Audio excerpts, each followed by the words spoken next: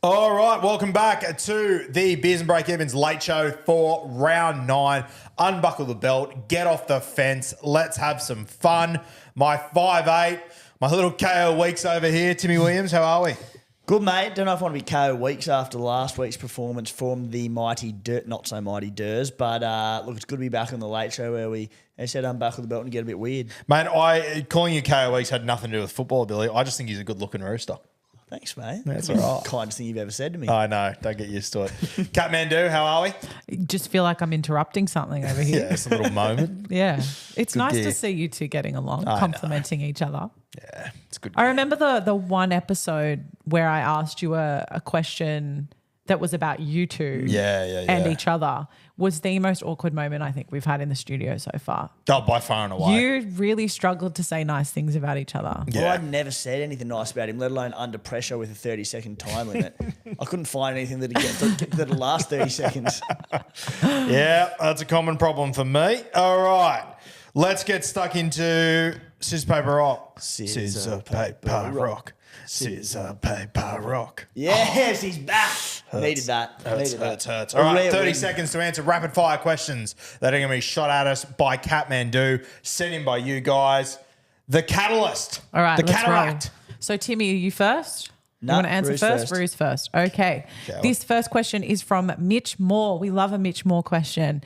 Has your game plan for this year changed or is it still the same? E.g., when to save trades or use boosts? I'm going to call an audible here, Timmy, and say that this isn't a 30-second question because I think this is really good, something we haven't sort of spoken about.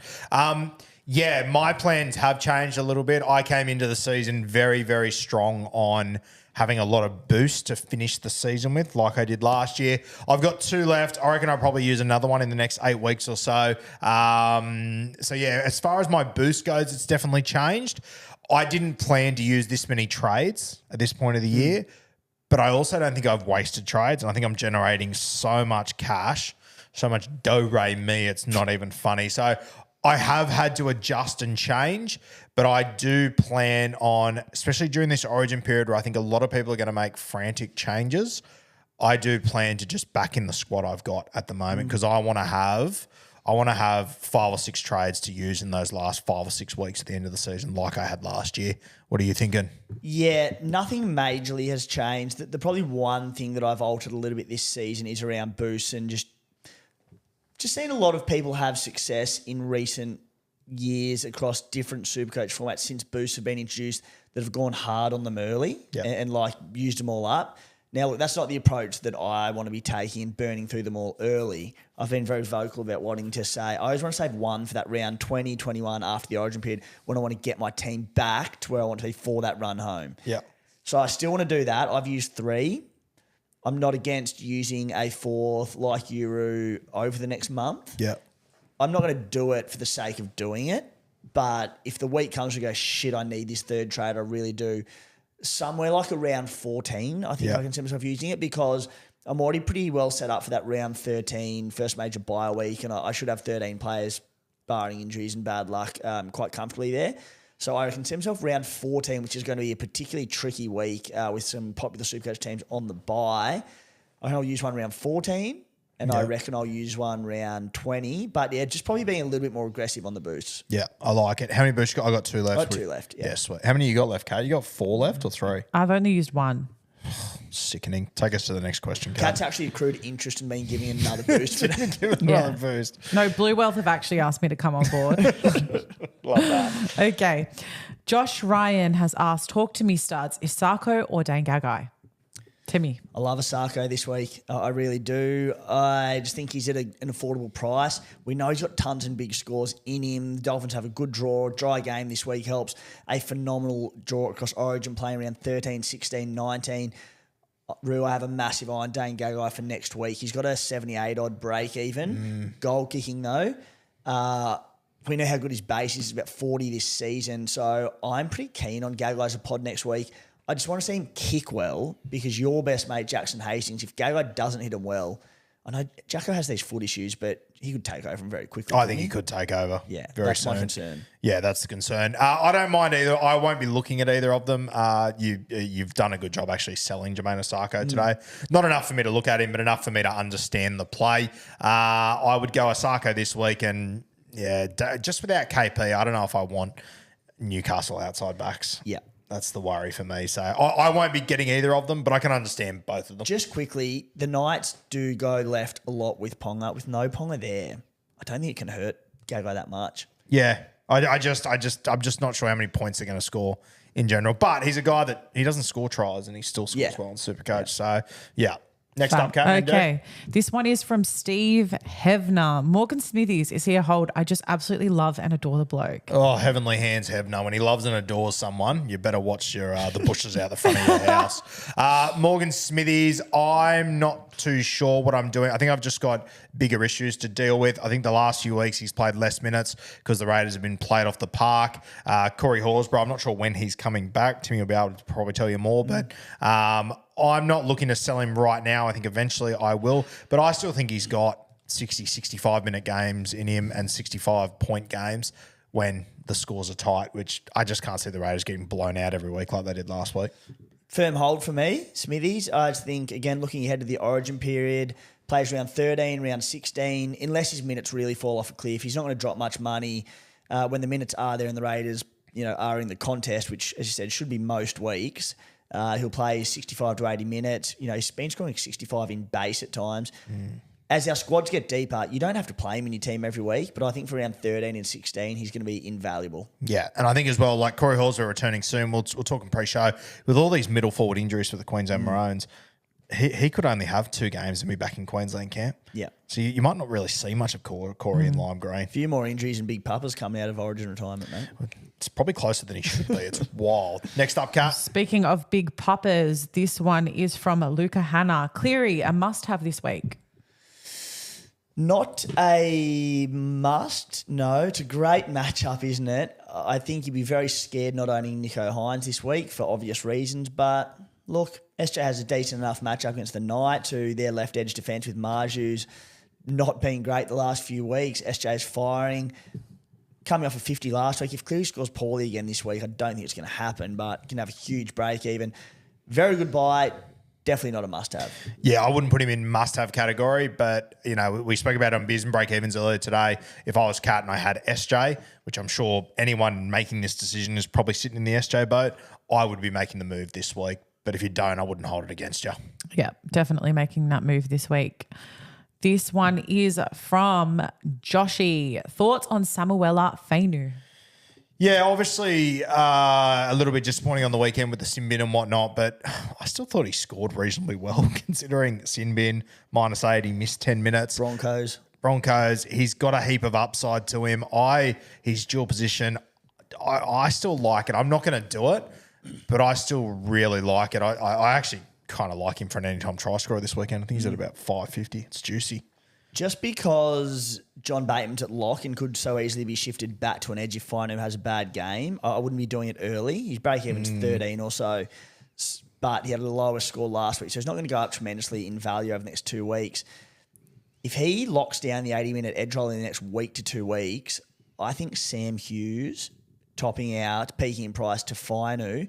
If you have an 80-minute edge back rower in your front row, even if he's just for depth, I think that's a really good little play. So I'm eyeing that the next few weeks, but not this week. I reckon he will lock it down.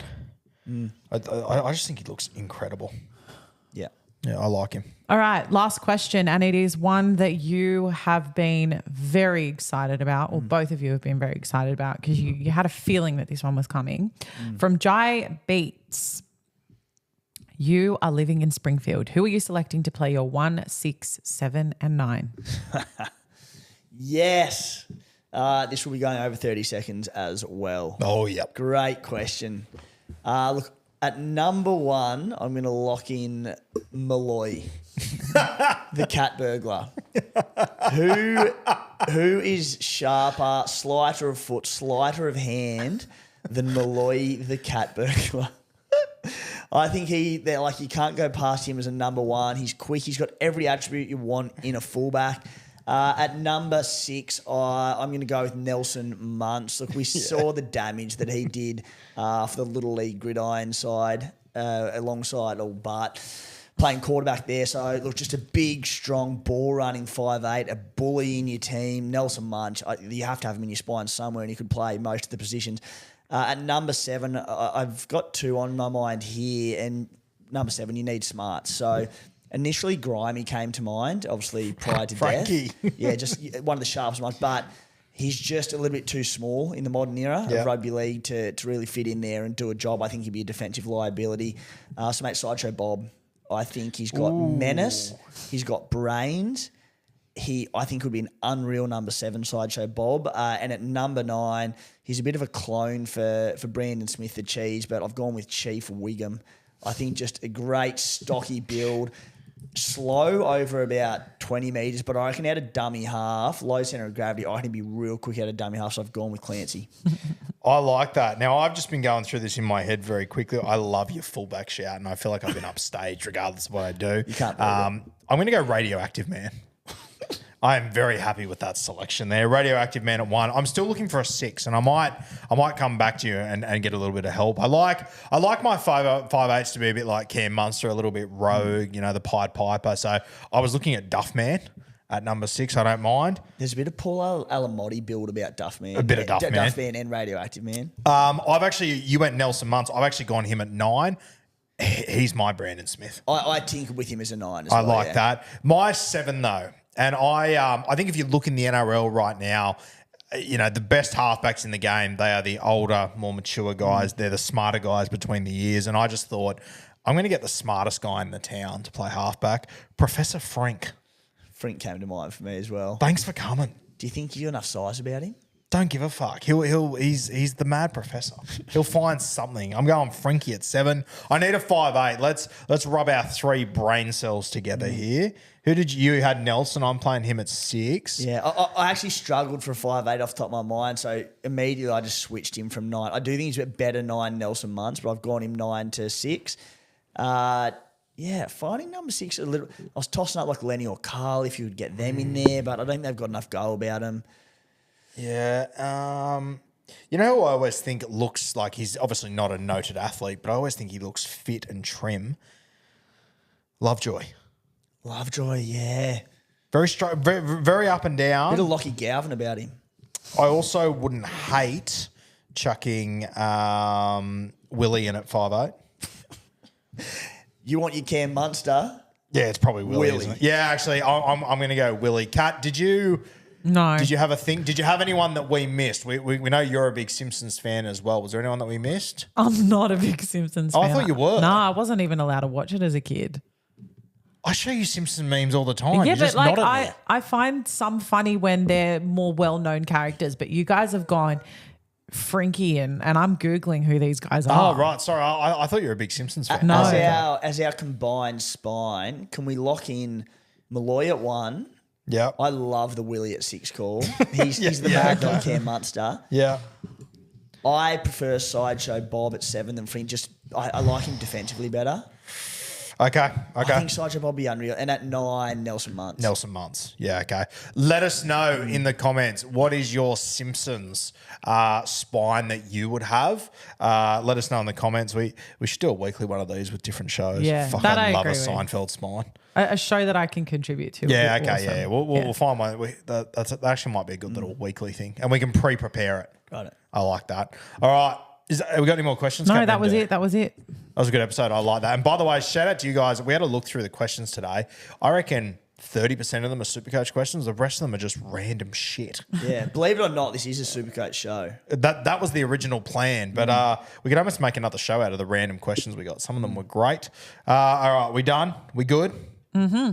All right. Let's hit the frog. Thanks for joining us once again on The Late Show. Obviously, Beers and Break Evens. The full episode dropped a little bit earlier today. An absolute cracker. So make sure you go and check that out.